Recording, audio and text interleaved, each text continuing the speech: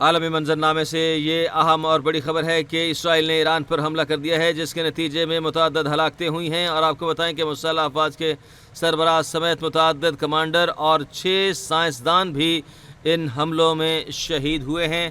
آپ کو اپڈیٹ کر دیں کہ ان شہداء میں جنرل باقری، پاسداران انقلاب کے کمانڈر جنرل حسین سلامی شہید۔ ماہرین بین الاقوامی امور بلال افتخار ہمارے ساتھ لائن پر موجود ہیں۔ سر، بہت شکریہ آپ کے وقت کا۔ ایران نے جو اسرائیل کی جانب سے جو ایران پر فضائی حملہ کیا گیا ہے، ظاہر ہے یہ نوشتہ دیوار تھا، لیکن اب عالمی حالات جو ہیں آپ کس طرف جاتے ہوئے دیکھ رہے ہیں؟ لیکن یہ حالات کس سائڈ پہ جا رہے ہیں؟ ویسٹ اس وقت اپنی ڈومیننس کی جنگ لڑ رہا ہے۔ ابھی آپ کو پتا ہے کہ پچھلے مہینے پاکستان کے اوپر جو ہے ایک غلط بہانہ بنا کے انڈیا سے حملہ کروایا گیا، اور اس میں ہم نے یہ بھی سننے میں آیا کہ اسرائیلی ڈرونز استعمال ہوئے، اور کچھ اوپن سورس ایسے تھے کہ جنہوں نے یہ بھی کہا کہ ایون ان کو اڑانے والے بھی اسرائیلی تھے۔ اب I don't know about this, لیکن اسرائیلی ڈرونز تو آپ کے سامنے ہیں کہ یوز ہوئے۔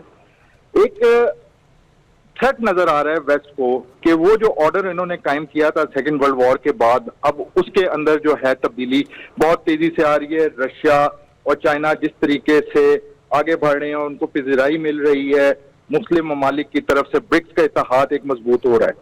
تو اسرائیل ایسے میں ایک اکتوبر 2023 کے اندر جو ہے ایک غزہ کے اوپر حملہ شروع کرتا ہے۔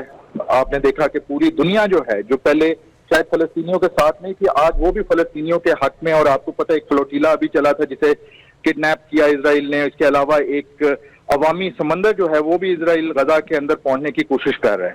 تو ان حالات میں اسرائیل کی طرف سے یہ بولڈ جو سٹیپ لیا گیا ہے، جو کل انہوں نے حملہ کیا ہے، جو رات کو حملہ کیا ہے، یہ ہمیں بتاتا ہے کہ یہ سب چیزیں پہلے کی پری پلان تھیں۔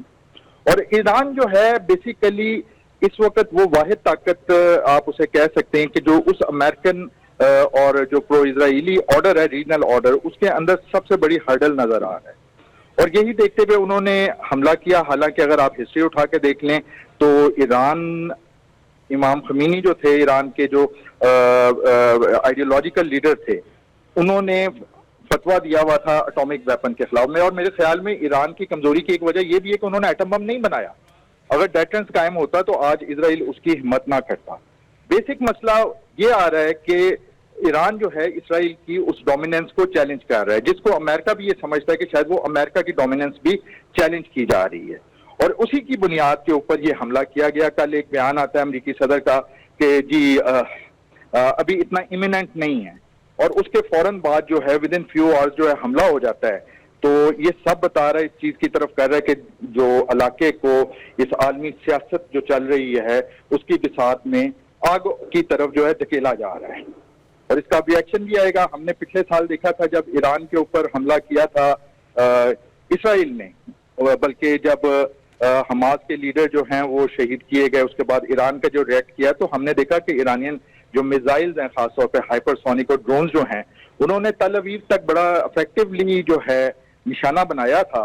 تو اب دیکھنا ہے کہ ایران کی طرف سے کس قسم کا ری ایکشن آتا ہے۔